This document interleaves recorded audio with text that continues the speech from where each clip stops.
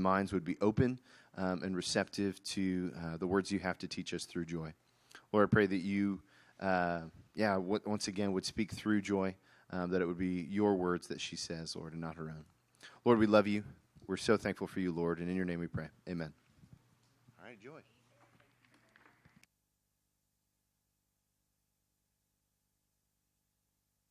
All right, let's see. Awesome. So fancy. Hey, you guys. Thank you for coming. Man. You know when I said the 11th graders are my favorite age? You guys are my favorite people group, okay? People group being ones that want to learn from their own heart. Like, you came because you picked. You're my favorite, okay? Normally, I am with kids all the time that don't want to be there, and I am like, come on, pay attention. You know, and anyways, I just appreciate, first of all, that you are here, so thank you so much. So what we're going to do tonight and tomorrow is my whole semester course in 2 days. Heavens, John, can we do it? Yes, we can. It's going to be awesome, but just as a disclaimer, normally it does go slower, okay? So if I start crying tears that we're moving on and not camping out on a certain prophet or area, it's because there's I won't really cry tears, but there's so much more to say, and I'm doing the tip of the iceberg on a lot of this stuff. So I was saying this morning, one of the goals of this course is for you to actually read the prophets. Did you ever study Romeo and Juliet or some kind of play in your English class so far?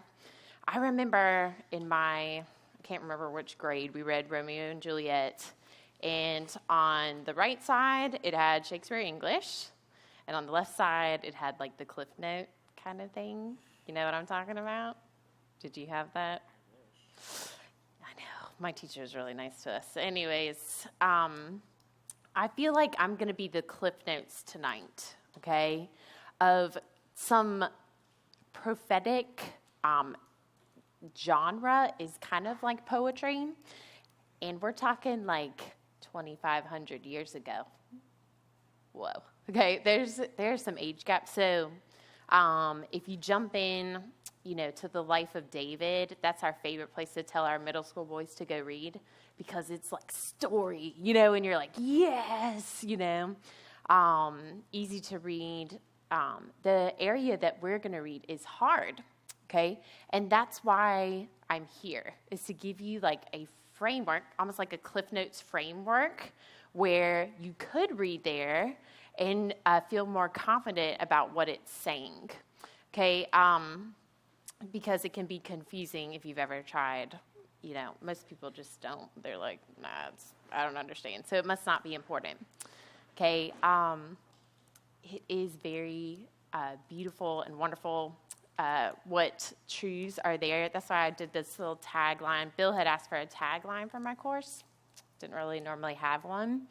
But I thought it through, and I was like, you know what? I'm going to do mining gems for a new generation, okay? Because people, it's almost it's this black hole in the Bible, And people are like, yeah, I'm pretty sure there's some good stuff down there, but it takes a lot of time and work to go find that, and who's got time for that? And let's just keep scrolling through our phones. You know what I'm saying? And so I'm here from a distant land of Mississippi and the distant land of the prophets, studying there for many years to kind of bring some of these gems out and be like, hey, check it out. Take this into your heart and use it for battle. Because, girl, you're going to be equipped based off of that, okay? So I feel like a lot of the church actually needs to hear this. And one of the goals I am doing this for an internship for my master's degree. One of the ultimate goals is to turn these slides that you're seeing into a book that'll bless the church at large, because it's just a tough area. Okay, so here are my students, a group of them that are similar to you.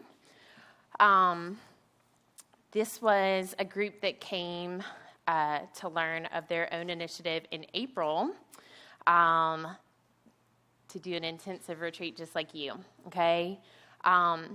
When you do this, okay, you are doing what your pastor talked about this morning. Did you guys go to the service this morning where Pastor was like, you need to be expectant that God is going to work today, okay? You've already made that first choice. You've come to something that required effort, and you're like, okay. The Lord rewards that, and he does awesome adventures through that. Okay, so this is my classroom, and just to give you a little reference here, and we talked about my art this morning. Okay, so let's click ahead to my symbols. So this morning we started drawing. We practiced that a little bit. But as we are going through, can we go back one? You're going to see two symbols that I use a whole lot, and I did mention them this morning, but just so you're aware of it. Remember why do I use a triangle heart? Do you remember from this morning? Trinity. What else? Why do I use a heart? To be girly? No. Because God is love, okay? Now, we also use skulls a whole bunch. So if you like drawing skulls and you feel kind of bad or something, actually, this is your time. This is your time to have fun drawing skulls, okay? But as you see them, what they stand for is sin and death and destruction, okay? And that happens a lot in this section of the Bible. Okay, so let's start out where it says on your notes, the job description for a prophet. Okay, so your first page of notes, it's just like wide open. You can take whatever you want. I'm going to go through some background material, and then we will eventually get to where it's like Isaiah, and it'll have each prophet. If you flip through your notes, you can kind of see. You will draw the profile picture of every prophet, but you'll just sit back and listen, and you won't draw every photo, because that's when we do a whole semester course. Okay, so when we do the profile photos, you can draw. But when we're doing the background materials, if you would like to just start sketching out or whatever, you are welcome to, or just jot down notes that help you remember. Okay, so here is a prophet, an Old Testament prophet. When we're talking about the role or the job of a prophet, you got to be real careful with what you mean by that, okay? I have a Mormon friend that, oh man, do you guys know the head of the Mormon church is called a prophet? Do you know what I'm talking about when I say Mormon? You know what a Mormon is?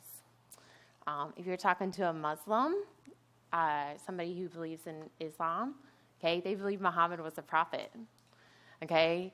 And they care very much about what that means, okay? When we are talking about the Old Testament prophets, they really have a job description if they're a good one. If they are a wolf in sheep's clothing, they don't follow the job description, okay? And believe me, there are some scary people out there that will be like, in fact, my mom had one in college. This guy came up to her and was like, hey, God told me that we're supposed to get married. And my mom's like, oh, he hasn't told me. I'll wait and see if he does that, but she's just like, oh gosh. When somebody plays the God told me card, it's awkward, right? Because you're like, what? Do you see the tension there when somebody said, hey, God told me this? What could be some problems that come with that? Say it. Feel free to dialogue with me. I'm used to discussion. What could be problems if somebody said, hey, God told me? They might not have the spiritual maturity to actually be able to tell what God's saying. Okay, yeah, like, how do you know it wasn't like a dream, that kind of thing? What else? What do you think?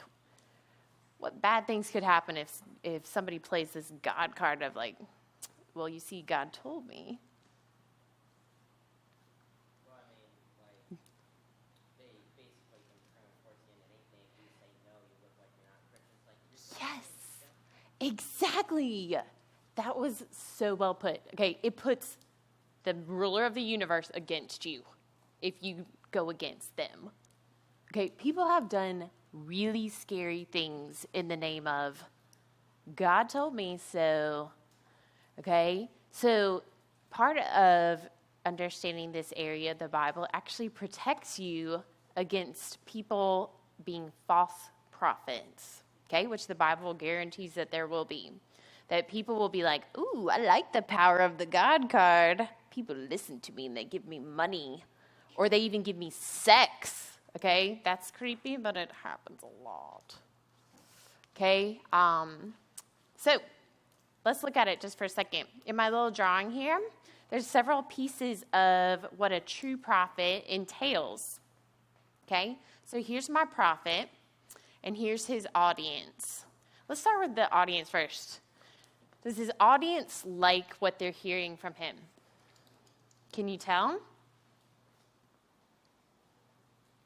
Yeah, some of them are sad, crying. Do they like it? Are they like, yes, standing ovation, this is such a blast, I love it? No. Okay, I was going to say, they actually have weapons, right? They are so mad that they're ready to beat the guy down, okay? Not all of them, but a lot of them. Now, part of this comes because of that big T word in their word bubble. Okay? Have you ever had a friend get mad at you because you were telling them the truth? If you, like, for example, if I walked in here and your very nice youth leader was having a conversation with me, John, okay, and I had something like real big, green, and nasty in my teeth, and he's like, oh my, and I'm about to teach, and he's like, hey, Joy, you have something really large nasty in your teeth. Would he be mean for telling me the truth? What do you think? It depends how he's telling you. Okay. Your teeth are so gross. That would be kind of sad. Okay, but if he's like, hey, okay, is that mean to tell me before I stand up in front of all of you? Yeah, emotions. What would be mean of him to do in that situation? Not tell me, right? He's like, oh, I care too much about the awkwardness, so I'm just going to let her just be a train wreck. Oh, oh no. Okay. That would be so mean. Don't you dare do that. You be a true friend. You tell somebody the truth, even if it hurts. Okay? The prophets do this, okay? And they do it about really sensitive areas, not like how you look, but how you're acting and what's going on in your heart. Oh, my goodness. And people get super sensitive. Oh, they get super sensitive about those things when you try and be like, hey, you need to stop doing that. Okay, some people just... So part of the audience here, they're not going to always love truth, okay? Now, some people are people that are kind of like responding to the message. Some people hear truth. Maybe I have a lot of these in this audience right now, okay, and are drawn to it, okay, just by the fact that you guys came, okay, the fact that you're like, oh, I want to learn. I want to grow in what's right, okay? There's always like a smaller group of people that they hunger for the truth, okay? And they're going to be represented throughout the prophets. But if everybody speaks well of someone all the time, okay, Jesus warns us, like, something must be wrong, okay? So part of being a prophet is, man, not everybody's going to like you, okay? If you can see up here, here is my actual prophet, okay? This is his heart, okay? Jeremiah describes his heart being like burning up inside of him to tell his message. Like when he would be about to go tell somebody, it'd be like a fire in his bones, okay? The prophet, if they're a true prophet, they reflect the character of the God that they're talking about. They're not like one way in front of the church crowd, and then the previous night they acted a totally different way. They are consistent, not perfect by any means, okay, but consistent with the character of the God they're talking about. And often, they will display miracles as God's stamp of approval for them, okay, that, yes, I am with them, okay? In fact, can you guys think in your Bible stories, which prophet did I draw? Who was a prophet with fire behind him on a mountain?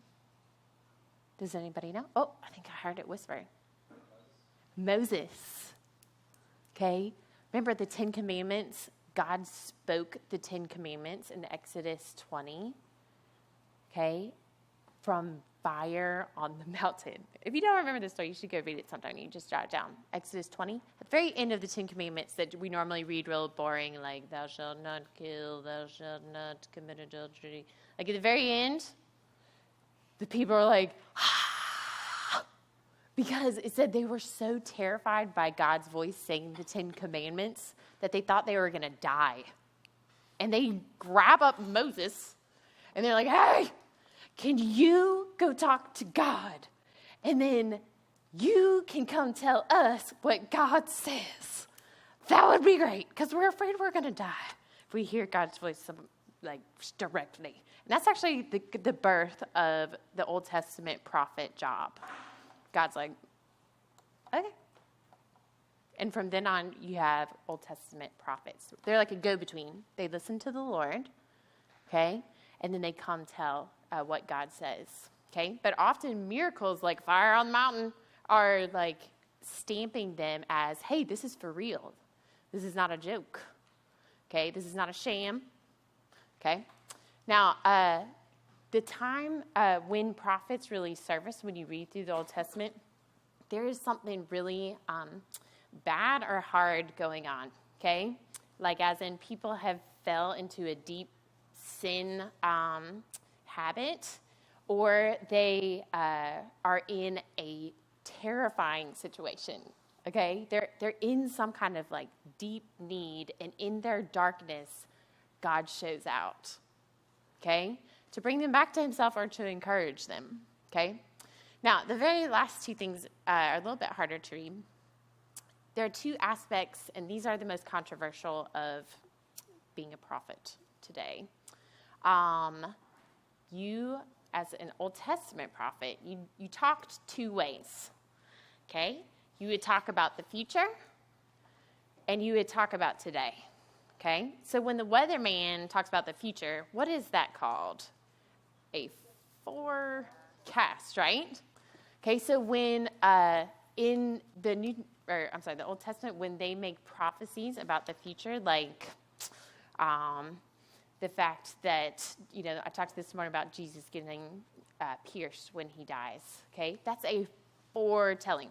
But there's another aspect called forthtelling, and this is primarily what prophets do, is they talk about your heart today and obeying today, okay? There's a lot of TV preachers currently, if you've ever watched a TV preacher, and they have intense theories on all the things that are going to happen, like down, down, down at the end of the world. and they have like tons of statements about like this and this, and it's very intricate, and it's like the mass of what they talk about. That's not how the Old Testament prophets were. They were few and far between, actually, when they did future prophecy idea. Okay, and the last thing here, man, they all pointed, almost all of them specifically talk about somebody that was going to come, that was going to rescue God's people from a very deep darkness. Okay, that's shadowy, but they all talk about this guy, Messiah. Okay, so I'm going to go real quick through this. I think you guys understand from other retreats that you've been to the idea of covenant. Have you heard that word before? What is a covenant? A promise, okay? I have two different types of commitment in my hands, okay? One was when I was flying here on the airplane. I got real sick to my stomach. It was awful. I do not love flying. That's how much I love you people. I came on an airplane. Oh. Anyways, when I got off the airplane, I was like, I need a Coke. Okay, and I like went real quick, swiped my thing, my card, and got myself a Coke. That's what this receipt, this commitment stands for. They can go to my credit card and withdraw money, from my bank account. I committed to that. Okay? This right here stands for a total different covenant. Oh, I love my husband. Oh, I love my husband so much. This is a handwritten version of my husband's vows to me. Okay? He eventually signed not on this dotted line, but on our marriage license. For this, you sign the receipt or whatever. I didn't even have to sign because it was so cheap. They're two different commitments, right? One is very permanent, and one is like, I won't even remember that place in the airport. I'll be like, what? Oh, yeah, whatever. Okay. Some people treat God's commitment like this. They come to church and they're like, oh, yeah, I became a Christian that time at that camp. But what ifs? It's way back there. I live how I want. Doesn't affect me. Okay, but when we're talking about God's people and him working with them, when he's talking about making promises or committing, it is this kind of like lifetime commitment. Okay, it is much more consuming. Okay, so when he started with Adam, with Noah, Abraham, we just kind of talked about the idea of the Ten Commandments with Moses. All of those were covenants that God made to work with his people in specific ways. But they were not shallow, that you're just like, oh, what ifs? No. Okay? God commits for our whole lifetime, even beyond. Okay? He's the only one that can commit beyond. So the one that we're going to talk about specifically in just a second is his covenant with David. But I just want to remind you that the nation of Israel, which I'm just banking on my CFC general knowledge here, that you guys understand the nation was in a covenant with God to be a special nation. God had picked them out and been like, you're going to be a kingdom of priests. You're going to do my work in the world, and everybody's going to be in awe of me through you. Okay? And they said yes to it. On the mountain with the fire, they said yes. And from that point on, they were his, man. He loved them to the point of extreme cost. Okay? And that's because it was covenant. Okay? So when we reference those things, that's part of it. Okay. Another thing we're going to talk about a lot as we get into the prophets is the idea of kings. In Deuteronomy 17, when God was just giving his first law as a part of them being in commitment with him, he told them that they could have a king one day if they wanted, okay? But he laid out a very specific role for what that king would look like, okay? This is a passage that's not talked about very much, okay? And it's very important. God's idea of a king is so different from world leaders and government that we're used to. Okay, we don't really have kings, but we understand from like medieval movies and all, like generally what kings are normally like throughout history. God's idea is like radically different.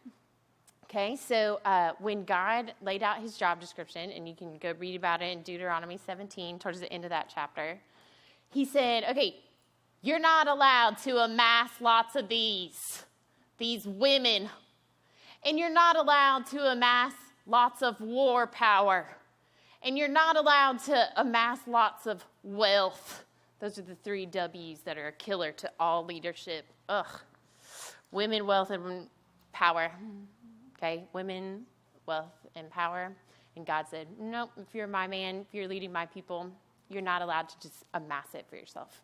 Okay, and he said, instead, I want you to orbit all of your awesome treasure, your awesome trust, your value. I want you to find that in me. But those women, wealth, war power are going to be such strong attractions, like the gravitational pull of them are going to be so strong. The only thing that will keep you anchored, orbiting around myself as your treasure and your trust and your power, man, it's going to be this right here, okay? He told this king, man, if you're going to be my man, okay, you're going to do things my way, once you get on that throne, you write out your own handwritten version of the Bible to that point. You write it out in your own handwriting. Priest is going to check it, make sure there's no errors. Then you're going to keep it in your pocket at all times. Okay? And you're going to read it every single day. That is the only anchor that would be strong enough to resist those pulls of temptation when you're at the top. Okay? Everything else is going to crush you. Okay, so that daily habit that the king was supposed to have of loving the Bible, of writing it out where he knows exactly what it says, he doesn't have any excuses to not know, and then meditating on it, but it's on his person where he can access it, that would be his anchor. I think about this all the time, okay? As I am in leadership in various capacities, and there's different temptations that are around me, this is the only anchor for my feet to stay on God's path, okay? You must do this for yourself, okay, if you want to be great. If you don't want to be chewed up and be the story of the sad failure. Okay, so, but most kings don't live that way. Most kings look like this. Do we have anyone? Oh, is anyone back there? Anyway, I don't know how we're doing this. Anywho. Most kings don't look like that, though, that we're going to see. They rack up the ladies. They roll in the dough. And they are crushing war machines. Okay? And, we'll see that. Is God's word even on there? What? Who cares about God? No one. Okay? That's what we see more typically. Okay, so when we jump into, our first... these should be so familiar to you, I would assume. Okay, Saul, David, Solomon, yes, you guys have heard a lot about them. Good, because we're not going to spend too much time. Saul did not meet that job description. He orbited his life very specifically around himself. There's a story where he builds a monument to himself after he wins a battle. Monument to himself. Can you imagine your youth pastor, Dan, being like, you come in and there's a statue of Dan, up front, and you're like, hey, why is that? And you're like, because I'm such a good youth pastor. Yeah. It's like, oh gosh, okay. That's what Saul did. He was so into Saul that he built a statue for himself. Okay, he gets rejected by the Lord, okay, because he doesn't follow the job description. David is next. David loves God. He's a man. Do you remember the phrase about David? Man after God's own heart. He wanted to be with God, and he wanted to be like God so much. And God's like, I love it. I cannot tell you over the Old Testament, God talks about how much he loves David over and over and over. And it's like, it's his boy. And you read this, the actual life stories of David, and you're like, oh gosh, there's some really dark things in those stories. How can God still love him so much? Okay? He genuinely was connected. Okay? He fell away in some significant areas, like very significant. But even still, okay, the way David loved God and orbited his life around God's greatness, oh man, God has such displayed affection for him over and over and over.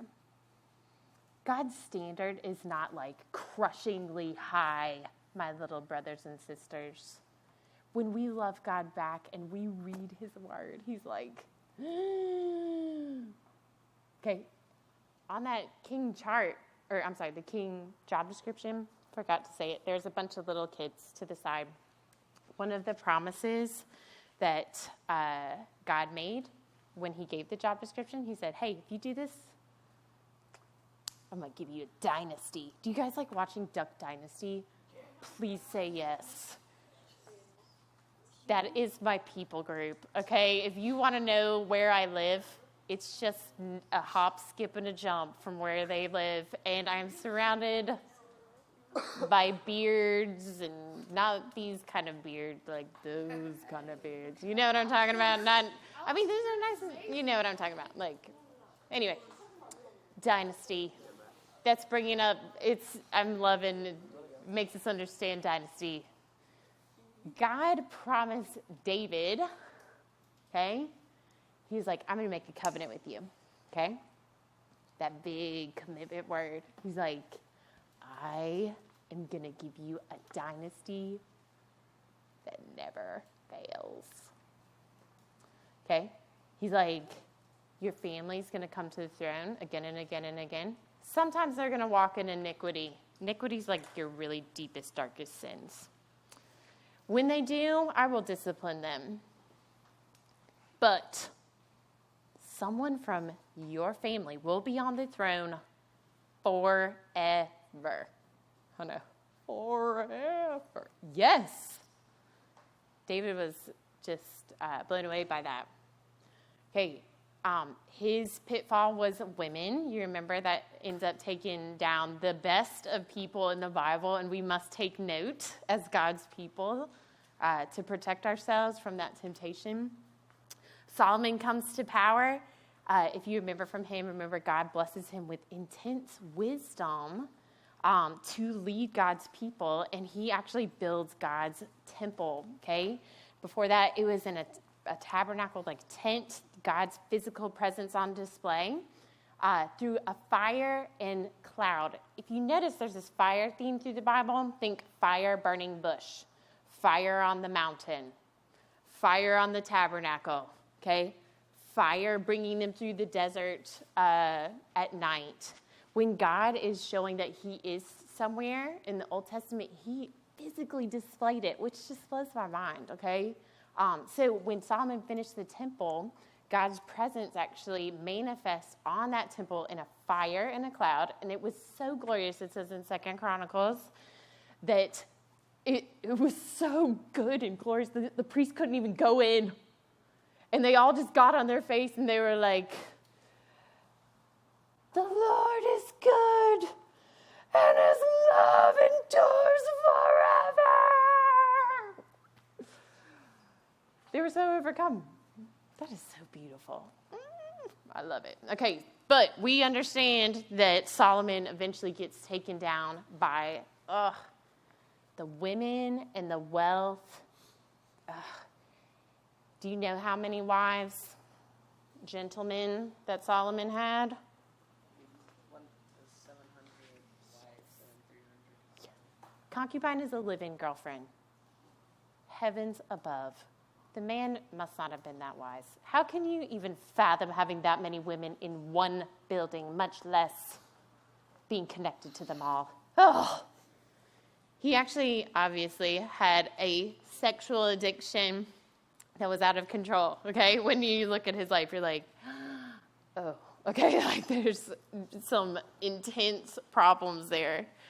But God actually, his biggest thing with Solomon is not that he married that many women or that he had that many girlfriends. Do you know what God's main beef with Solomon was? It had to do with the women, but it was kind of on the side. Does anybody know? The women, see, women have this way, and I am a woman. I try and fight it in myself. We have this way of when we want something, when our man's kind of like, nah, but we really want it, we'll be like, hey, so I was thinking, and we just keep kind of harping away over and over and over, and eventually they give in. Gosh, I'm getting amens from the front. This is so wow. Oh. Anyway, a lot of these women that Solomon married were from different places, and when they moved in, they brought in their suitcases. Do you know? The idols from where their hometown was. And they kept harping and harping and harping away with Solomon. You need to build a house for my God. It's not fair that yours has a house and mine doesn't. Okay, and you know, times 1,000 during Solomon's reign in Judah, in Israel, in Jerusalem, idolatry just blossomed. Have you ever been outside? Do you guys get mushrooms that grow in the ground, like after the rain and stuff? It's kind of creepy. Like, oh, where do they come from all overnight? That basically happens with idolatry in Jerusalem under Solomon. And it even says that Solomon offered some of his sons in fire to praise different gods that his wives worshipped. Okay? This enrages God, as it should. Okay? If you burn up a child, you deserve intense punishment. Don't you? God tells Solomon, he's like, I'm going to discipline. You are under intense discipline.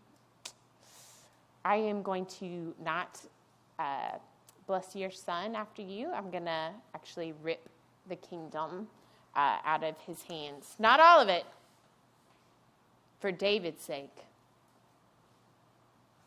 but almost all of it. Okay? So let's talk about what this looks like here. This is where the most confusing part of understanding the prophets is, right here, where it says divide. This is the most confusing part. You remember from American history that we had a civil war, correct? When Solomon's kid comes to power, he does something stupid, and I'm not going to go into it for time's sake. But a civil war ensues. There's a north and a south that starts hating each other and fighting against each other. Okay? The north is 10 tribes. You remember how many tribes there are in Israel? Very good, 12. The north has 10. The south only has 2. Okay? Primarily one named, it's actually the tribe that David's from. Do you know? David is from the tribe of, do you know?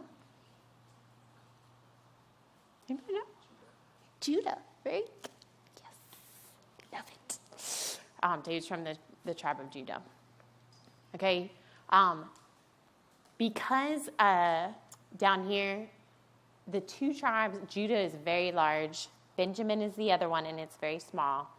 Down south just gets called Judah during their civil war. Up north is called Israel. Okay?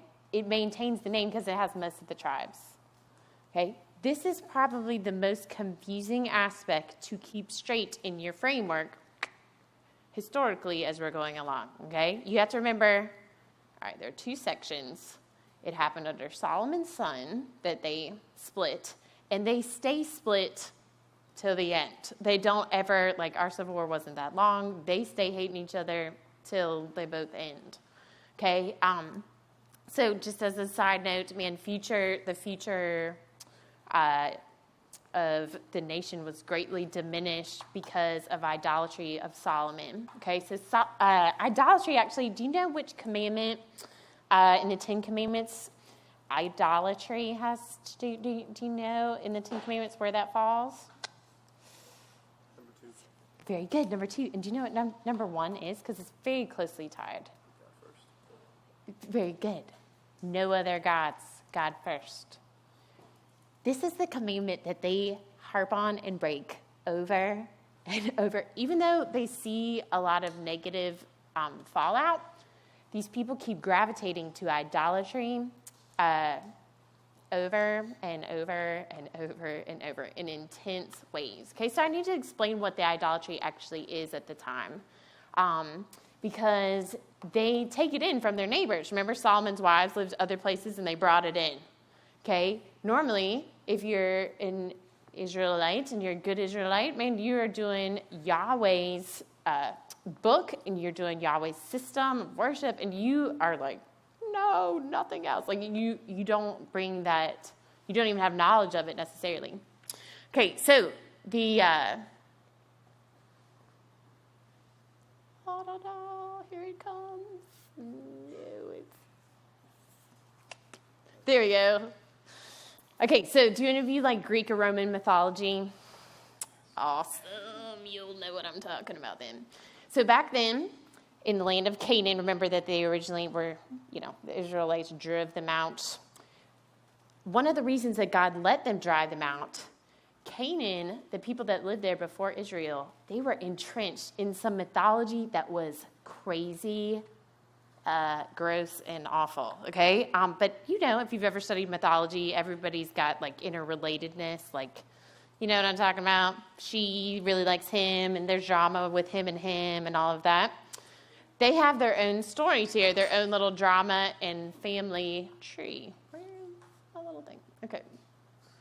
Anyway, so in the center, the most powerful god that you would maybe know as Thor or Zeus, they called him Baal. You've heard that name before in the Bible? Baal. His full name was Baal-Hadad. The word Baal actually just means Lord. So actually lots of the gods of their day had the word Baal in front of their name. Sometimes in this part of the Bible, they'll say, hey, why are you going and worshiping the Baals? Like plural, because you're worshiping the Lords. Okay, basically like you are the boss of whatever area. So Baal-Hadad is the Lord of what? If you're thinking Zeus or Thor, what is the equivalent here? The storm. You send the lightning. You're the one that brings the rain, okay? Now, his woman, her name was Asherah, okay? Those two are our primary god and goddesses that we'll see in this section. She stood for all things beauty, having babies, all kinds of things like that, okay? But she was pretty sketchy. We'll go back to her in a second. Dagon was the father of Baal. He's the god of the sea. Okay, he was the Philistine god. You remember with Goliath? Okay, he's a Philistine. The Philistines were people of the sea. Okay, and Dagon was their god specifically. If you live in the desert like all your life, you're terrified of the sea because when have you learned to swim? Never. Okay, so if you're going on a sea journey, you're like, oh, who's the god of the sea? That's the one I want to pray to because he's the boss of the sea. Okay, so his name was Dagon. Here's some others. Molech was the god of the sun. This one may sound familiar. Baal-zebub in the New Testament, his name is Beelzebub. Anybody read The Lord of the Flies? That's what his name means, Lord of the Flies. In the New Testament and in that book, it stands for the devil, right? Creepy. That book is creepy. Here in this day, hundreds of years back, he would be the Lord of demons and disease and pests. Okay, so if you think of like lice, you're like, ew. Okay, it's kind of tied with disease, ew. And then maybe also demons. Ew. Okay, so all of that is wrapped up in Beelzebub. Okay, or I'm sorry, Baal-zebub. It kind of evolves later on. Okay, so Mot is the god of the underworld. He's the god of like Hades and hell. Okay, if you don't want to die, you should pray to him. He hates this girl over here, Anat. Okay, Anat is Baal's sister. She's the goddess of war and sex. Okay, if you've ever played Tomb Raider, this is what I would be like, oh, she looks like her. Like, that would be, you can just put her in the same category there. Anyways, they would fight yearly, actually. Anyway, they have all these legends and such around these gods and goddesses that come into play. Okay, but let me just give you some examples. Okay, when I get to my kids' stuff, or like this lesson with my students, I look them in the eyes and I say, it's a grown-up lesson today. Okay? Are we ready? Let's put our grown-up brains on. When you went to worship these gods and goddesses, they did not look like cartoons. Okay? They had, you've maybe seen like a scimitar or something where they're like half something else. Some of them look like that. Asherah, though, specifically gets mentioned a whole bunch. And she was a giant lady statue without clothes. Okay? Naked lady statue. And you could buy mini versions that you could take to your house. Okay? Or sometimes they would just carve her into trees. They would do offerings out to her in the trees. Okay? But if you think, girls, we got a great boyfriend right now, and he's like, hey, I got to go to church to go to Asherah worship. Aren't you like, what? You being raunchy? Possibly. Okay? In fact, most likely, because with her and with many of these other gods and goddesses, when you went to their house or to that site or whatever, if it was outside or whatever, you would, to worship Asherah or to worship Baal, you would pay somebody to have sex with them. Okay? They would have a line of prostitutes that were temple prostitutes, and it's kind of gross, kind of sick, but that's just what it is, that you would have sex with a prostitute at one of the two, especially with these primary god and goddess, in order to get them to basically have celestial sex, okay? Because if they are fertile, they will bring rain to the ground and then crops will come, or they will bless you with fertility so you can have babies, which at the time would be their life insurance and their workers, and the way they would be able to fight off other mean families is if you had lots of kids, okay? So sex was very integrated into their worship systems, okay? And that's kind of creepy. Ew. Remember the whole prophet thing where I'm like, somebody telling you the God card? Okay? And they're like, well, you just got to do this. And you're like, okay. Some people believe it, and they would, get involved in that. Okay, so we'll end here in just a second. Let me give you an example of the sun god, when you would go to worship temple to Molech's house. Okay, so he had a giant head of a bull. Okay, now we know this from archaeological finds and things like that. You can research it. This is just straight up history. It's not all found in the Bible. You can find out about it in your study Bible notes or things like that. Okay, so Molech was the god of the sun, and he had this giant bull head, but then body of a man. Okay?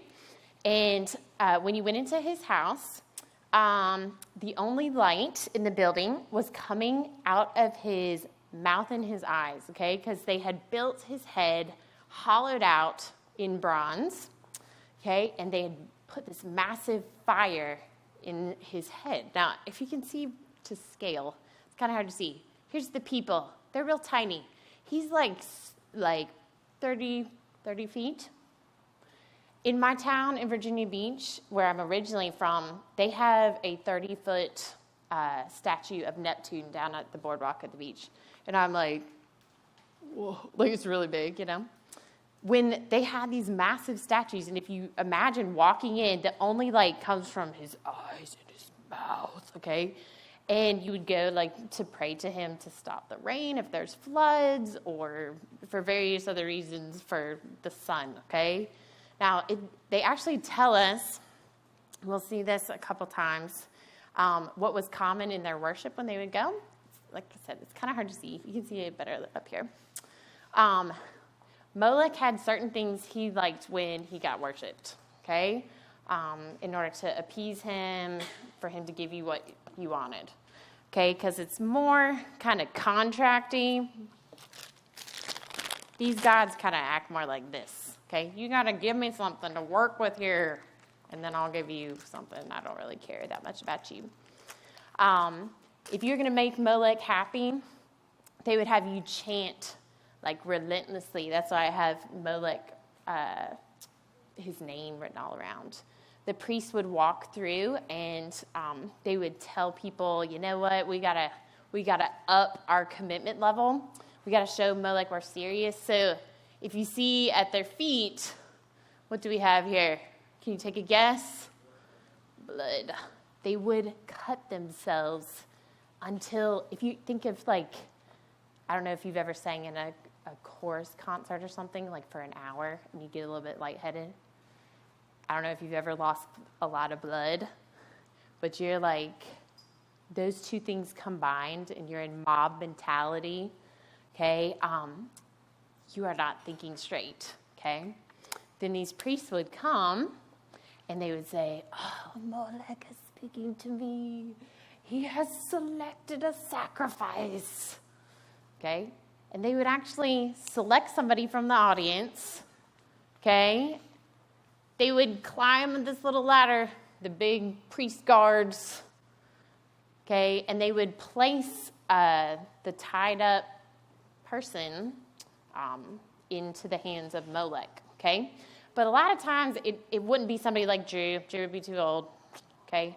Molech actually, and this is so sad, you guys, he preferred, the worship system, preferred children, like babies. Okay, child sacrifice is what he wanted. Part of what you could come worship him for, besides the son, is he would be a protecting father to you. Okay, but you had to give him your kid. Okay? It's very much like gang life. If you want a brotherhood, you got to let us beat you up and kill somebody that you care about or something. You know, it's very similar. It's like very thuggy. But crazy, when they would put the person tied up, whatever age, okay, they would have really loud temple music going so people wouldn't be thinking straight. It would be very what? And you couldn't hear the person screaming in the hands of Molech, okay, because the music would be so loud. And at the signal of the head priest or whatnot, and in the days before special effect movies and all of that, this was pretty crazy. They had this pulley system rigged up to his hands where when they pulled a lever, okay, the hands would actually go up and they would throw the little kid into the mouth of fire. Okay? To people that work with farms that have never been to big cities, this would be the nightmare. You know, they think Molech's real. Okay? The idolatry of their day is when God says, I hate it, don't do it. Okay? He's so good. Okay? That stuff is, of theirs. Okay?